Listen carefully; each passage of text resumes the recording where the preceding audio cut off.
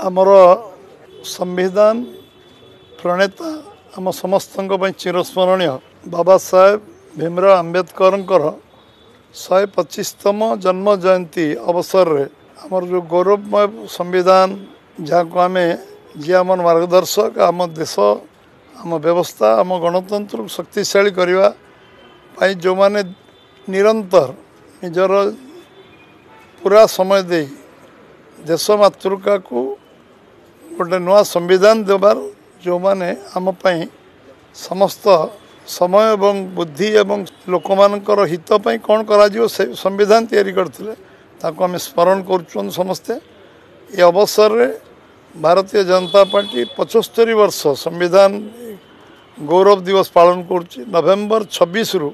ये कार्यक्रम निरंतर चलुछि। ये कार्यक्रम जनवरी 25 तारीख पर्यंत हबार अच्छी एवं ये आउ गोटे वीक बढ़िबार भी संभावना अच्छी। एथिरे आमर 50 जगार ये संविधान गौरव दिवस पालन करा जिवो। एथिरे केंद्र नेतृत्व केंद्र मंत्री केंद्र योजना रे आमको 10टी जगार ये 50 रु 10टी जगार आसबार संभावना अच्छे 10 रु अधिक भी पारे एवं अवशिष्ट जगार आमर मुख्यमंत्री आम राज्य नेतृत्व आम मंत्री सांसद विधायक अन्य 40टी पाखापाखि जगार रे अधिक जगार हम सर्वनिम्न जगह 50 कहली एवं एथिरे ये कार्यक्रम संविधान लोक सचेतन करवा लोक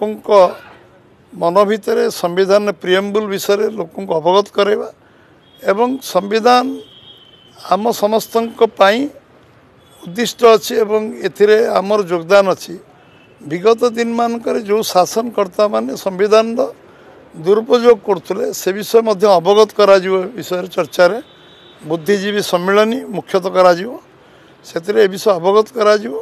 संविधान निजर व्यक्तिगत क्षमता पाई कि कौन सी दलर क्षमता पाई किंबा कौन सी व्यक्ति विशेष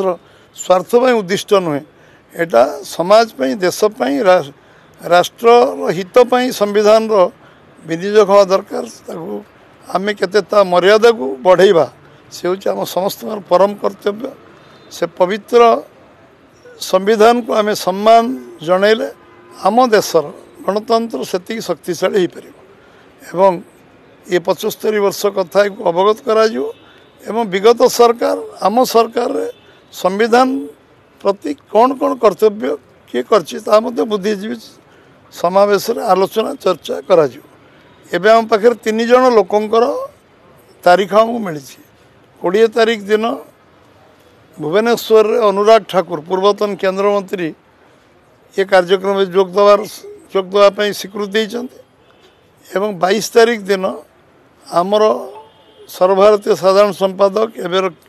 आमर मध्यप्रदेश मंत्री आम सर्वभारतीय नेता कैलाश विजय वर्गीय सी आसबे राउरकेला को एवं संबलपुर रे आम शुभेन्दु दास अधिकारी पश्चिम बंगर विरोधी दल नेता सी आसबे पूर्वतन मंत्री सी आसबे 27 तारीख दिन संबलपुर रे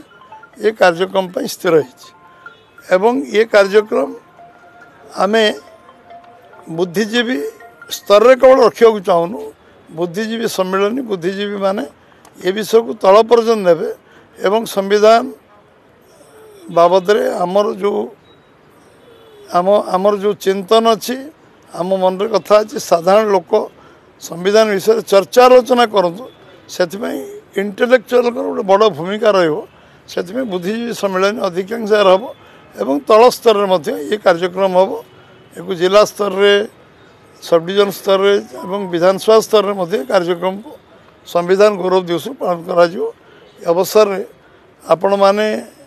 ये विषय को जिते अधिक प्रचार करेंगे चतुर्थ स्तंभ